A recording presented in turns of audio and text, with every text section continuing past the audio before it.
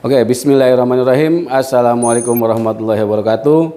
Selamat pagi, salam sejahtera, salam solidaritas. Bertemu kembali kita hari ini di podcastnya Ngoceh, Ngobrol Perkara Receh. Oke teman-teman, hari ini hari yang spesial, episodenya episode spesial. Angkanya juga angka spesial. Kita masuk ke episode ke-6.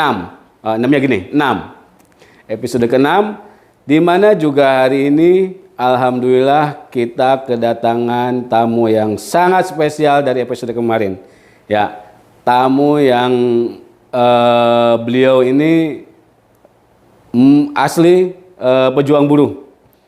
Pejuang buruh yang sangat senior sekali, yang sudah bertahun-tahun memperjuangkan kesejahteraan buruh.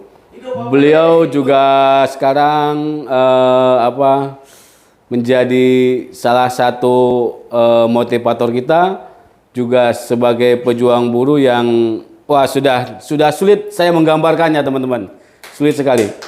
Dari mulai perjuangan di PUK sampai sekarang di perjuangannya insya Allah akan masuk ke bersik-siksa ini.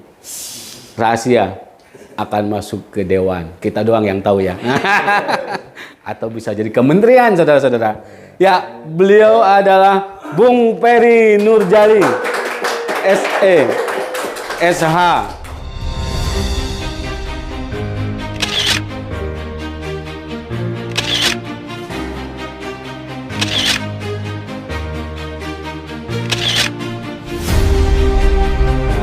Saya hostnya sangat bingung sekali nih teman-teman.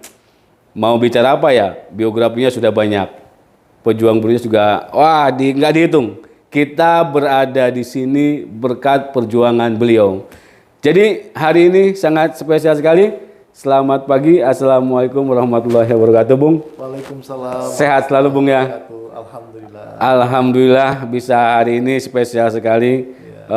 Episode yang spesial. Episode ke-6, Bung Haji Peri Nurjali sudah hadir di tengah-tengah kita.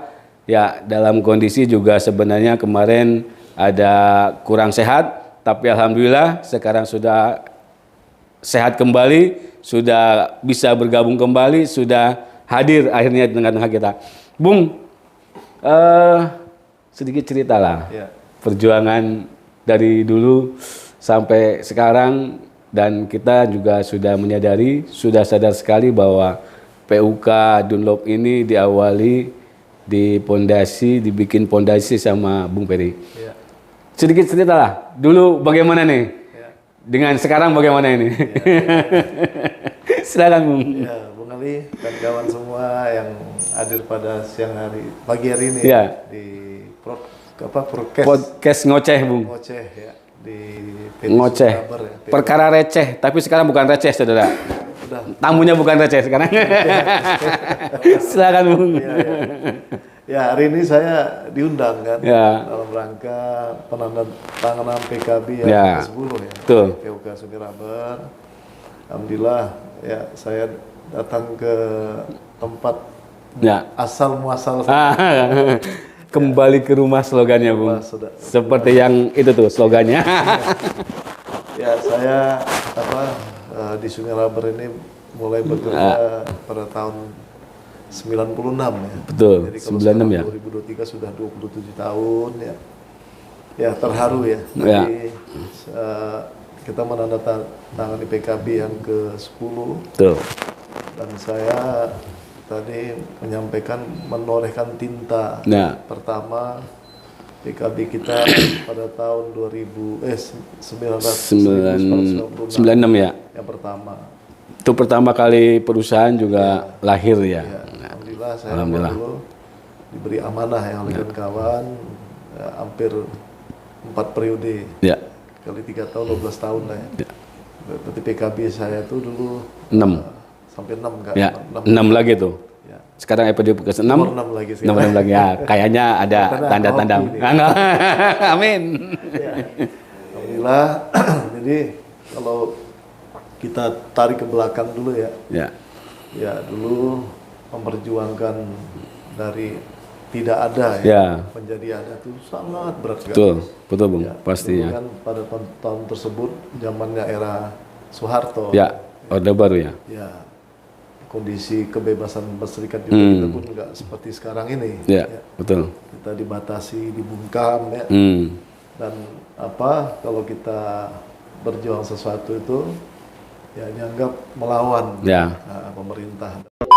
Akhirnya kita di PUK jalan sendiri. Ya, karena memang dikuasai oleh pemerintah serikat ya. Elemen dari cabang, provinsi itu zaman 96 itu masih dikuasai oleh pemerintah. Ya semuanya diatur oleh pemerintah. Bahkan kehidupan perangkat-perangkat kita juga masih dibiayai oleh pemerintah. Ya. Iuran dulu kan nggak penting ya bagi serikat, karena serikat sudah dibiayai oleh pemerintah. Saya merasakan itu. Akhirnya merasa waktu saya bekerja, awal bekerja itu banyak hal yang harus melihat peraturan perusahaan.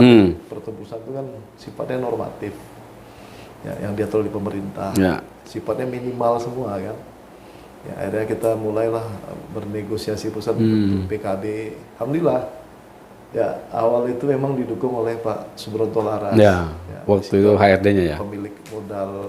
Pemilik modalnya, betul. Mungkin kecil hanya mungkin 15% ya dari pemodal Jepang yang itu. Ya, didukung oleh Pak Subronto segera bentuk serikat. Tujuannya supaya ada keseimbangan. Karena ada yang serikat itu adanya PKB. Jadi bisa untuk bicara tentang kesejahteraan.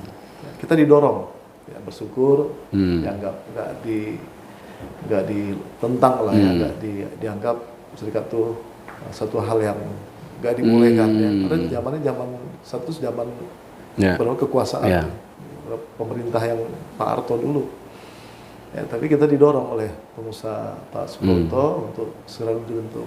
Itu awalnya ya. Kita bentuk, ya alhamdulillah dulu ada ketua pertamanya Pak Didi namanya.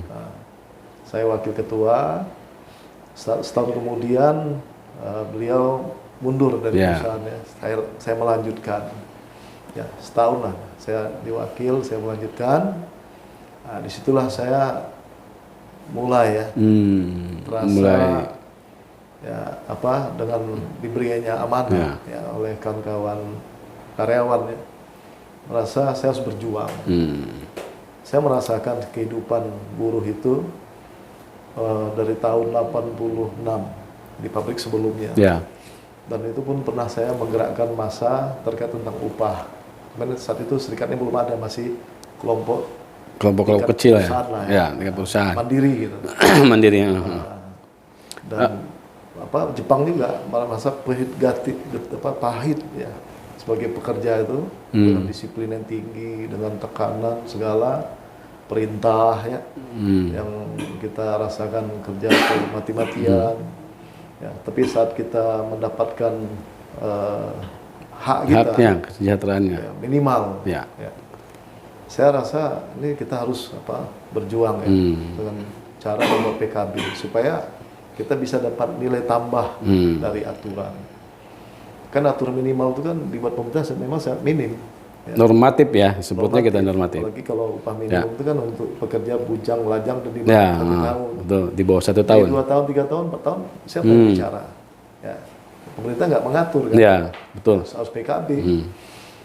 Ya, akhirnya kita mulai dengan perjuangan upah, kita perbaiki pelan-pelan. Ya, akhirnya kita baru 1 tahun saya menjabat, udah berpikir bonus. Saat itu kita. Pada pabrik baru 2 tahun, tapi bonus itu di undang-undang nggak diatur. Tapi kawan-kawan kita nih semangatnya luar biasa. Anggota kita dulu itu zaman tahun 97, 98 kan, bonus harus ada. Ya pokoknya ada tambah lah. Tahun tuh perusahaan untung, kita dapat tambah. Tapi perusahaan selalu menyatakan rugi. Kalau perusahaan pasti gitu. Iya, saya bilang nggak pernah perusahaan menyatakan untung. Gitu, kan. Kalau di bawah target pun, targetnya 10, tapi dapatnya 6, itu masih rugi perusahaan, Bung. Iya, udah mencapai target. Udah mencapai. Ya udah tercapai. Walaupun nggak menyampai kan? Iya, nggak kita sampai. untung. Tapi ada untung. Tapi perusahaan itu belum untung. Untungnya belum nyampe. Belum nyampe. Ya Bung. Jadi memang dari dulu ya bahwa Sumira Bor Indonesia ini sangat memperhatikan terbentuknya serikat. Kalau tadi saya dengar dari cerita Bung Peri, Didukung. padahal ya didukung memang dari dulunya didukung. Padahal beberapa perusahaan yang ada sekarang pun masih bukan di zaman Orde Baru, sudah di zaman demokrasi. Terkadang perusahaan-perusahaan yang tidak ada serikatnya, kalau ada karyawannya mau membentuk serikat, itu masih dipersulit. Ya, itu masih diancam-ancam, akhirnya kan keluar. Nah, kemudian Bung Peri juga teman-teman bukan hanya di PUK, kemudian naik lagi ke PC, ya. Kemudian ke PP langsung. Nah, sekarang posnya juga di PP di pusat, terus di Ketua PC Kabupaten Kerawang juga. Terkait dengan eksternal ini Bung, sekarang Bung nih di Kerawang atau apa ya secara umum lah, organisasi serikat ini perjuangannya ke depan bagaimana dengan adanya juga kondisi eksternal pemerintahan yang mulai saat ini sudah ada Omnibus Law, ya itu kan menurut pandangan kita ini semakin berat nih. Menurut Bung Peri, perjuangannya serikat ini nanti mau dibawa kemana nih sama Bung Peri ini? Ya. Saya ceritain dulu ya, yang tadi Sumira Bor ya. Oh ya, masih lanjut. Sorry, udah kepotong sama saya. Untuk anggota saya semua. Siap. Yang paling berkesan aja nih. Ya. Yang paling berkesan, zaman saya tuh mogok tuh 2 kali. Saya ngalamin Bung, saya masuk 2001. Di mogok Ya, bukan normatif, betul, bukan normatif, bonus. Bonus, betul. Nggak diatur tuh kan, di aturan. Akhirnya saya dipanggil oleh Pak Subronto ya, ke Jakarta. Dia bilang kenapa mogok terus? Dia nggak mau adanya mogok. Tolong jaga investasi yang sudah saya tanamkan. Saya udah bantu Jepang kemari ya, tolong dijaga. Saya bilang, oke Pak, saya akan bantu, akan jaga investasi pabrik ya. Tapi saya juga minta keterbukaan. Ya, kalau memang untung katakan untung, kalau rugi katakan rugi. Ya, akhirnya, gitu mintanya. Iya, jangan selalu ngomong rugi. Saya bilang. Terus maunya apa? Ya terbuka aja, profit perusahaan dibuka, sales dibuka, ya. Ya, betul. Dengan itu kita mengerti kan, kita sama-sama bagi hasil. Ya. Kita mau terbuka, kerja pun kita siap kan, untuk mati-matian, untuk bantu perusahaan untuk mencapai target semua. Nah disitulah yang setelah itu, setelah itu kita dibuka lah. Dulu triwulan, sekarang mungkin tiap bulan ya. Oh, itu sejarah dari Bung Peri, kebaikan dari Bung Peri, perjuangan dari Bung Peri itu sampai sekarang masih ada Bung. Triwulan dari BOD meeting, direktur sampai presiden menyampaikan kondisi perusahaan, sampai profitnya kita tahu. Ya, itu disampaikan. Ya, itu perjuangan ternyata memang perjuangan dari dulu, dari perjuangannya Bung Peri yang harus kita aplaus dan sampai saat ini kita harus terima kasih sekali. Silakan Bung. Terus yang kedua terkait eksternal. Alhamdulillah, saya sebenarnya kan kita bekerja tergantung niat dan pikiran kita ya. Betul Bung. Selalu berpikir positif terus. Ya, memang tantangan besar lah yang harus kita hadapi dalam kehidupan ini. Ya, apalagi seorang aktivis serikat ya, cobaan, tantangan. Tapi jangan pernah ada kata menyerah. Siap. Ya. Ada lagu Pampers jujur dan ikhlas ya. Ya. Apa lagu apa tuh? Apa tuh? Jujur dan ikhlas. Hanya Pampers tuh lagu itu. Lagu Pampers. Permata.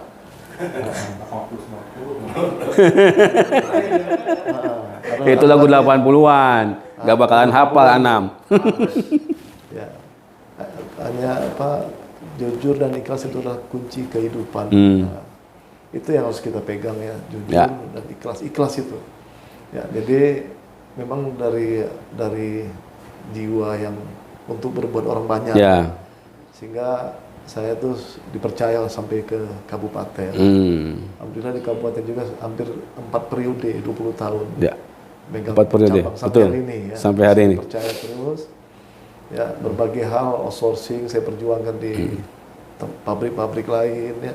Luar biasa dengan aksi-aksi upah minimum juga. Betul. Ya, hampir dari tadinya upah minimum hanya naik 50.000. Setelah saya menjabat itu kenaikannya sampai 300. Bisa pernah 1 juta. 1 juta. Upah kita naik 800.000 tuh ya. 900, Bung. 30% dulu. Ya, 30%. Zamannya almarhum Presiden Gus Dur ya. Saya masih ngalamin itu. Alhamdulillah. Di situ mulainya 900.000, Bung. Ya, 900.000. 900.000. Ya, itu luar biasa ya. Merubah sesuatu yang dulu memang sangat sulit ya. Ya, ternyata dengan jangan ada kata-kata berinilah, bermain ya. Ya, dengan kita berjuang apa adanya. Ya, hak kita dapatkan. Ya, memang cobaan banyak. Ya, misalnya mengurus sesuatu nih. Kalau saya tuh utamakan normatif dulu. Bayarkan dulu haknya dulu. Ya. Kita nggak mau memakan hak orang, dipotong-potong, ya mereka diberikan. Jangan pernah. Itu saya ajarkan pada kader-kader saya semua. Betul. Ya, jangan pernah makan hak orang seperak pun. Ya, perjuangkan sesuai dengan normatifnya. Kalau pesangonnya 100 juta, bayar 100 juta. Ya, jangan kita potong-potong sepeser pun. Karena pertanggungjawabannya berat dunia dan akhirat. Ya. Ya, jadi rasanya perjuangan kita di tingkat baik kabupaten ya, nasional itu sifatnya kan nggak mengikat ya. Jadi hanya merekomendasikan saja, tapi tidak bisa mengambil keputusan. Rekomendasi itu juga dinaikin lagi ke tingkat atasnya, ke bupati, ke gubernur, ke presiden, itu tergantung keputusan dari pemerintah akhirnya. Akhirnya ya serasa belum puas gitu Pak ya. Karena pasti teman-teman kita di pabrik-pabrik lain, perusahaan lain membutuhkan perjuangannya Bung Peri juga. Ya.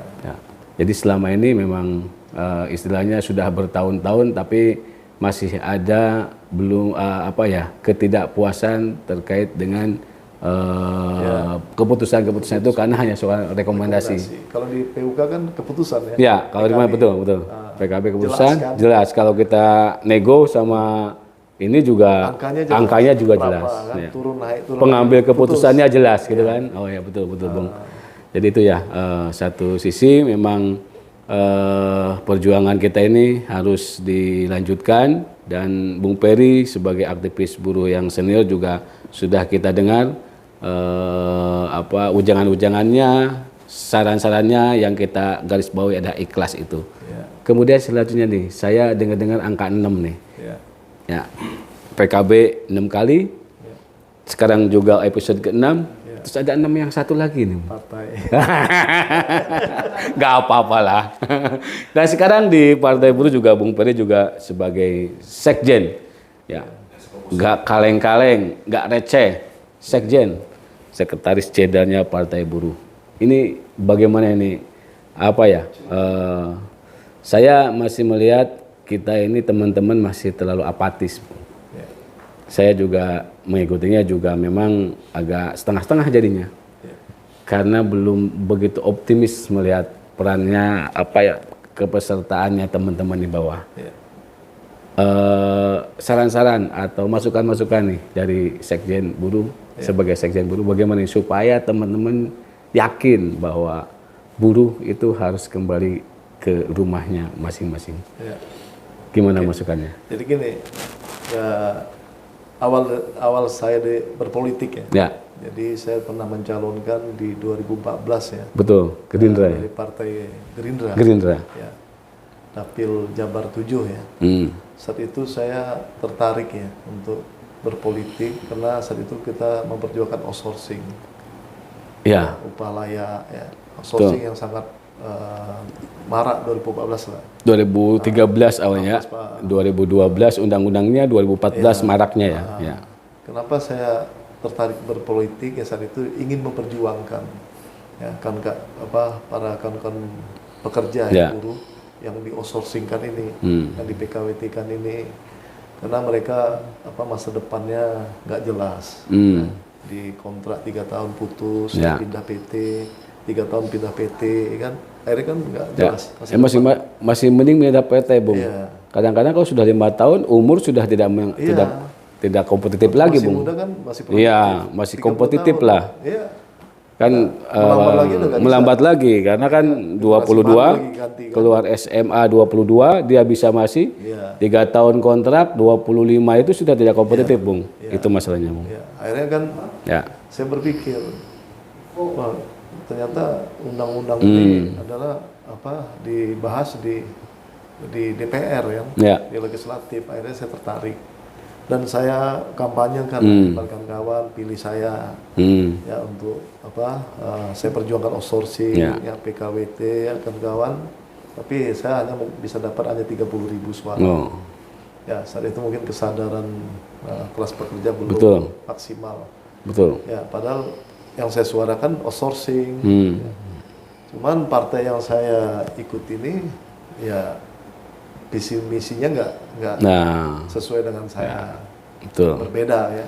Jadi tidak ada partai khusus buruh waktu itu. Jadi nggak ada gaungnya tuh partai ini memperjuangkan outsourcing. Hanya saya pribadi sebagai caleg. Ya, jadi akhirnya dukungan suara tuh berat. Ya.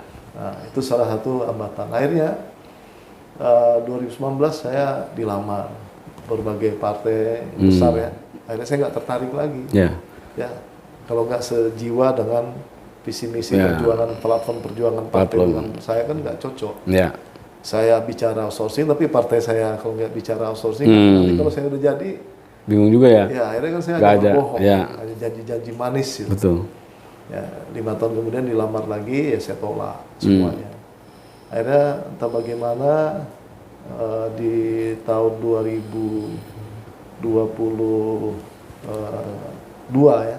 2020. Kongres Partai Buruh itu Oktober 2022.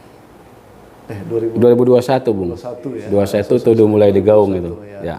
Saya sebelum kongres ditelepon ya, ke rumah jam 2 malam oleh Bung Andi Gani. Ya. Bung, mau nggak jadi sekjen? Sekjen apa? Saya bilang, sekjen kementerian. Komisariat. Iya, komisariat apa di Kementerian Kerja. Gitu Komisaris BUMN. Ya, sekjen partai. Serius nih. Ya, iya. Aduh, saya bilang, kan banyak kader-kader SPSI mampu, saya bilang. Saya kan nggak ngerti partai lah. Cuman pernah ikut sebagai caleg. Udah kita putuskan Bung yang bisa dari kader-kader yang ada di SPSI yang bisa kerjasama dengan Said Iqbal katanya. Oke Bung, saya akan diskusi dengan keluarga. Selalu saya izin dengan istri saya. Ya. Pada saat itu kan 2001 saya udah pensiun. Pinginnya saya tuh udah pensiun. Uang pensiun saya dipakai untuk usaha. Saya mau istirahat gitu ya. Banyak di masjid gitu ya. Tapi sekarang juga masih banyak di masjid. Udah saya lepasin. Ternyata ya, masih dibutuhkan, Bung. Allah masih menyuruh saya untuk ini ada lagi nih kerjaan gitu. Ya. Akhirnya saya diskusi. Ya akhirnya saya putuskan saya siap. Karena kalau partai buruh saya mau. Partai kelas pekerja. Kalau partai lain saya enggak lagi lah. Udah sama aja tuh. Nah, karena saya berpikir ini kan partai buruh. Ya, namanya partai buruh gitu. Betul. Pasti konstituennya kan harusnya kelas pekerja. Harusnya. Ya, itulah yang membuat saya sejiwa gitu ya, sehati saya ya sesuai dengan cita-cita saya ya, yang tadi outsourcing, jamin sosial ya. Saya kan berjuang. Sekarang omnibus law, Bung ya. Omnibus law. Ya. Yang berat itu. Ya. Nah, setelah itu akhirnya saya putuskan siap ya. Kenapa? Saya siap pas momennya pas. Ya, Partai Buruh ini di 2021 kita bentuk ya. Momennya sangat pas sekali ya. Adanya omnibus law. Ya. Kita merasakan ya. Saya diajak pemerintah ya menyampaikan ada rencana presiden ya, sesuai dengan pidato presiden waktu dia dilantik untuk buat undang-undang omnibus gitu ya. Undang-undang besar disatukan, dijelaskan oleh pemerintah. Tapi kita nggak bisa pendapat nggak pernah diterima ya, pendapat serikat. Jadi pemerintahannya sifatnya sosialisasi aja. Jadi kita mau bikin undang-undang ini, isinya seperti ini. Boleh bertanya nggak? Nggak bisa. Ya hanya sifatnya ngasih tahu aja. Ya ini kita sebagai apa? Ya sebagai partisipasi terhadap undang-undang kan, kalau undang-undang baru mau bikin kan harus ajak partisipasi masyarakat. Gitu. Ya, peranannya begitu. Kita diajak berapa kali nggak bisa ngapa-ngapain, nggak bisa ngasih masukan. Hanya Bahkan disuruh kita mendengar. Bikin draft kan. Ya, draft kita pun nggak pernah didengar. Nah, akhirnya kita dipanggil DPUD, DPR juga. Awalnya DPR menyatakan seluruh isi undang-undang tentang kita ini sangat merugikan rakyat. Wah, kita bahagia lah ya. Wakil rakyat ternyata masih berpihak pada kita. Semuanya fraksi menyatakan itu semua. Wah, nggak benar nih aturan, kita akan tolak. Ya. Tapi endingnya menyakitkan rakyat. Di-prank lagi. Menyakitkan. Di-prank lagi. Hanya janji-janji palsu semua. Betul. Ya, saya RDPU berapa kali ikut janji palsu semua. Ya, akhirnya kita berpikir, wah ternyata kita nggak bisa diam ini. Ya, nggak bisa menitipkan nafsu. Gitu ya, Bung ya. Akhirnya kita bentuk lah ya, melanjutkan partai yang sudah ada, almarhum Pak Mukhtar Pakpahan dari Serikat Buruh. Ya, tapi kita berpikir setelah kita bentuk partai, uangnya dari mana? Nah, ini untuk partai kan nggak murah kan, hanya kelas pengusaha kelas nasional dunia semua, yang bisa bikin partai, nggak kelas tanggung, multinasional yang bisa bikin partai, kan, kelas apa pengusaha Surya Paloh, betul, kelas cucak rumah ini ya. Kelas-kelas kecil ini siapa? Wani-wani ya, bangun partai. Iya, berani-berani bangun partai kan.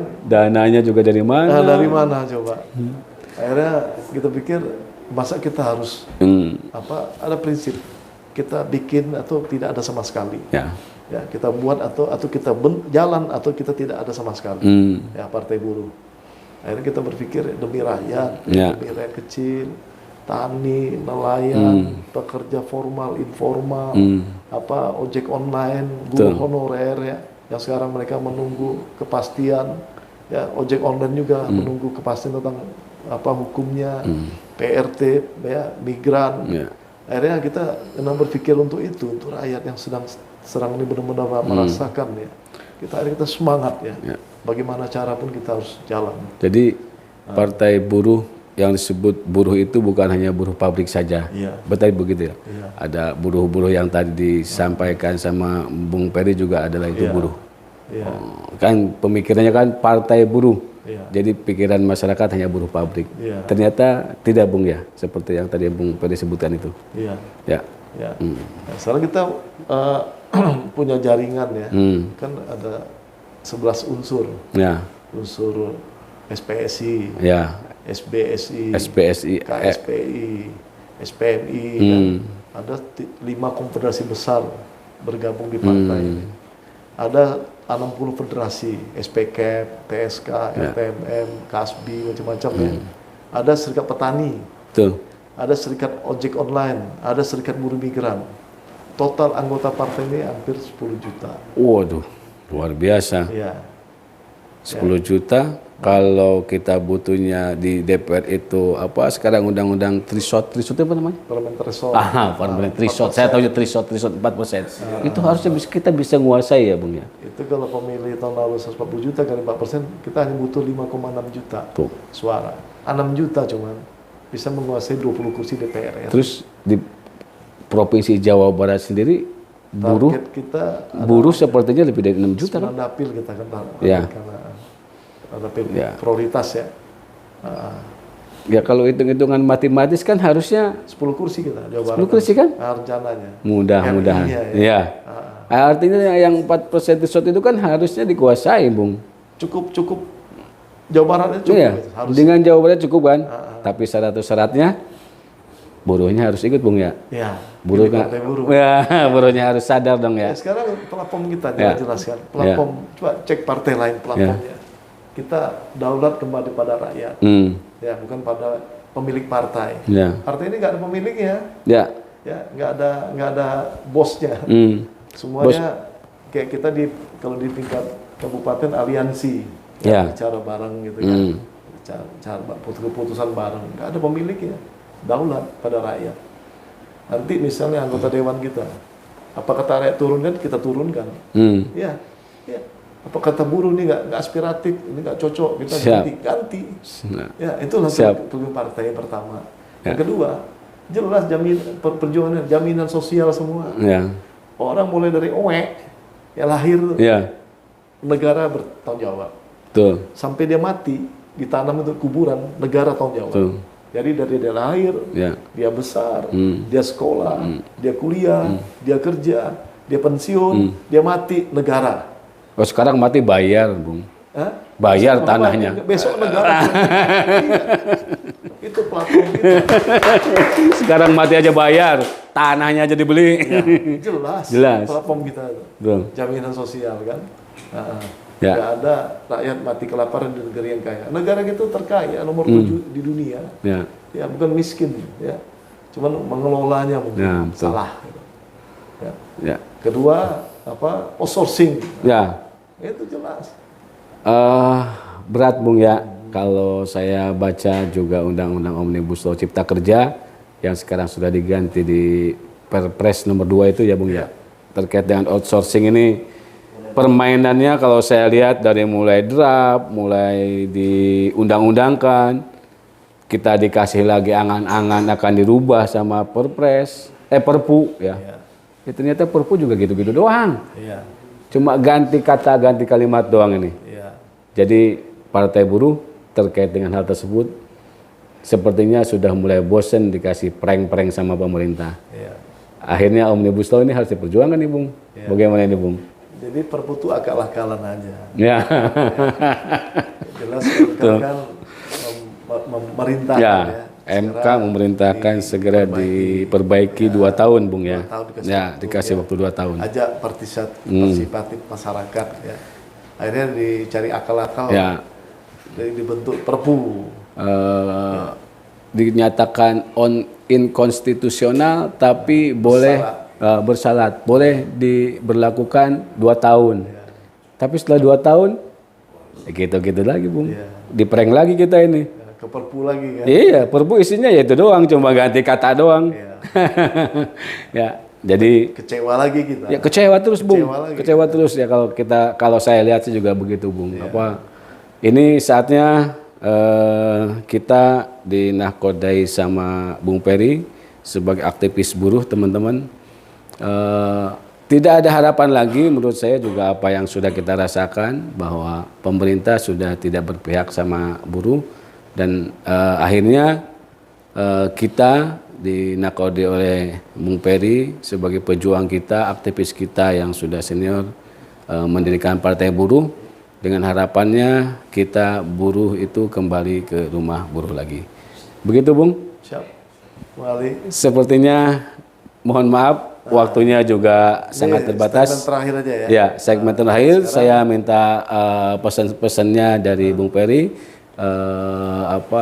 Pesan kesannya atau pesannya atau ujangannya dari sepuh kita buruh, aktivis buruh, bagaimana untuk kedepannya? Ya, saya menghimbau ya, seluruh kawan-kawan, seluruh anggota ya dan buruh ya, se-Indonesia, kembalilah ke rumah kita. Betul. Ya, kembalilah ke rumah kita. Kawan-kawan meninggalkan partai-partai besar tidak akan menggoyangkan mereka. Ya, mereka pasti menang. Mereka pasti berkuasa. Nggak apa-apa, sejenak saja. Sejenak 2024 menangkan Partai Buruh. Ya, kalau Partai Buruh menang menjadi partai penyeimbang. Ya, karena partai-partai yang sekarang ada di parlemen itu adalah partai hampir 90% partai pengusaha. Tentu kalau sudah partai pengusaha, menteri-menterinya juga pengusaha. Hampir 55% menteri kita itu dari pengusaha semua. Oligarki. Jadi kebijakan pemerintah ya itu pasti berpihak pada kepentingan pengusaha. Nggak ada partai yang berkepentingan tentang rakyat. Maka saatnya Partai Buruh untuk masuk sebagai penyeimbang. menyuarakan suara rakyat. Betul. Kita tidak haram dengan investasi. Betul. Ya, bicara IKN Ya. silakan bicara. Tapi kami Partai Buruh hanya bicara untuk rakyat saja. Betul. Silakan partai lain. Luar biasa. Nanti di DPRD mau bicara proyek, bicara apa, silakan, nggak ada masalah. Ya. Tapi kami bicara rakyat. Siap. Kita bagi-bagi porsi pertumbuhan ekonomi ini untuk rakyat. Ya, bagi keuntungan negara ini, pajak-pajak untuk rakyat. Kita kembali pada rakyat semua. Itulah Partai Buruh. Ya. Siap. Himbauan ya pada seluruh buruh kembali ke rumah. Oke, demikian teman-teman, seperti yang saya simpulkan bahwa kita harus kembali ke rumah kita. Buruh pilih buruh. Partai lain mau bangun, mau IKN, mau apapun silakan. Tapi kesejahteraan rakyat harus kembali ke rakyat. Oke, demikian pertemuan kita hari ini bersama pejuang buruh kita, aktivis kita, sepuh kita, Bung Haji Peri Nurjadi. Mudah-mudahan bincang-bincang ini tentunya bermanfaat buat kita semuanya, terutama buat buruh. Terima kasih. Salam solidaritas. Wassalamualaikum warahmatullahi wabarakatuh. Jangan lupa komen, subscribe, kemudian share, like. Oh ya, jangan lupa ya, supaya podcast ini semakin berkembang. Terima kasih, Bung Peri. Terima kasih sebanyak. Mohon maaf atas segala kekurangannya. Wassalamualaikum warahmatullahi wabarakatuh.